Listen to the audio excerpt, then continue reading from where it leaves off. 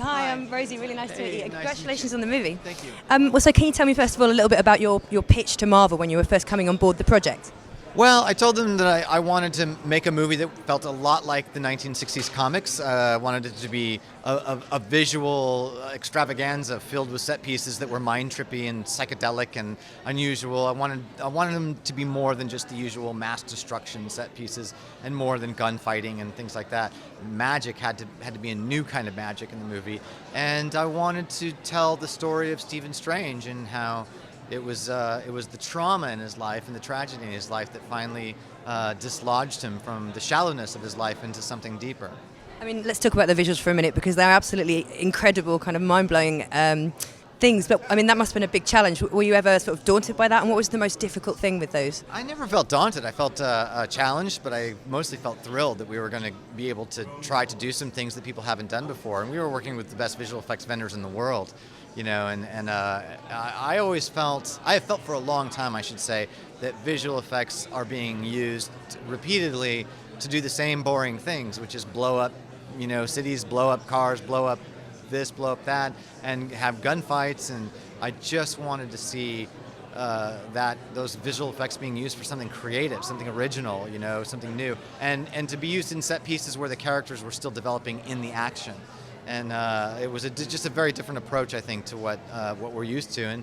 And when you see that happen in a movie, whether it be, for me, it was Blade Runner when I was young, and The Matrix, and Inception, you know, those were all movies where the visual effects were surprising because they weren't the same old thing. And I wanted this to be one of those movies. And obviously this is part of the wider Marvel Cinematic Universe.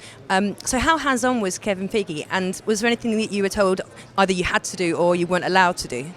Well, I mean, Kevin's involved creatively in the entire process, you know, but he's an artist, you know, he's not a typical studio head, and you know, all he cares about is the quality of the movie, and he knows good cinema, and he loves good movies, and I loved working and collaborating with him, I really did. But there was nothing prohibitive. I felt 100% supported as the writer-director, and he was mostly there to tell me when something wasn't good enough or when something wasn't working, and occasionally we would argue and disagree about things, but neither one of us ever did it from a place of ego. So the best idea always won, which actually, whenever was an argument, it was usually him, because he's very good at what he does. And how much kind of studying into the MCU did you have to do to make sure everything fit within the timelines? I didn't have any challenge there. The movie's such a standalone movie, but I also know the MCU so well, so I kind of knew how it all worked.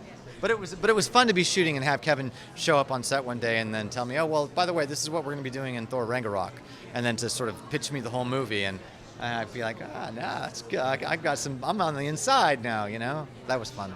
So there's a few Easter eggs in it. Are there any particular ones that you're looking forward to fans spotting?